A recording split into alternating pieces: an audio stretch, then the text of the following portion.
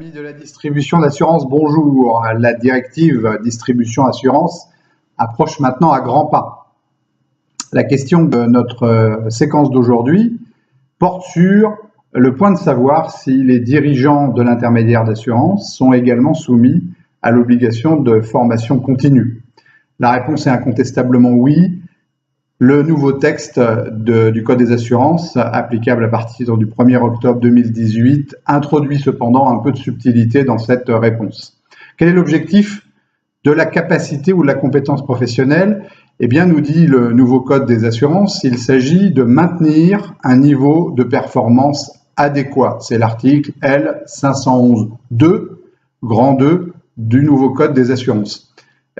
Pour les professionnels de l'assurance, d'une façon plus générale, il s'agit même, avec cette capacité professionnelle, de satisfaire à leurs obligations de manière adéquate. Satisfaire aux obligations de manière adéquate, maintenir un niveau de performance adéquat pour les intermédiaires, une petite différence sémantique entre les professionnels de l'assurance. En tout cas, retenons l'idée que la compétence sert à maintenir un niveau de performance professionnelle adéquat.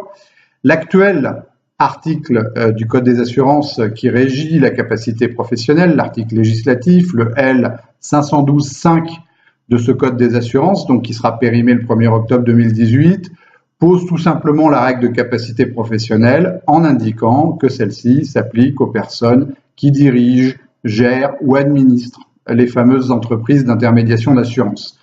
Ça a le mérite d'être clair puisqu'il n'y a aucune différence à faire dès lors que la personne est dans un rôle de direction, de gestion ou d'administration. Elle est soumise à la capacité professionnelle dans le système qui donc se termine le 1er octobre 2018. À partir du 1er octobre 2018, quelle est la situation?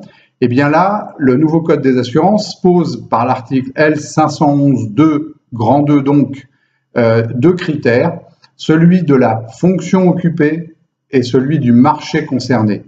Mais les personnes qui dirigent sont précisément et exactement mentionnées par l'article L512-2 grand 3 cette fois, puisque celui-ci porte sur les personnes qui exercent dans des structures de direction. Quelles sont les personnes concernées par l'obligation de capacité professionnelle, donc de formation continue? Eh bien, les responsables de distribution des produits, mais plus généralement, toutes les personnes qui prennent part à la distribution des produits d'assurance. Tous les responsables de distribution de produits dans une structure d'organisation, toutes les personnes qui prennent part à la distribution de ces produits d'assurance doivent disposer des connaissances et des aptitudes professionnelles. C'est donc des critères un peu plus subtils que le simple critère fonctionnel de diriger, gérer et administrer qui prévalait ou qui prévaut encore quelques mois jusqu'au 1er octobre 2018.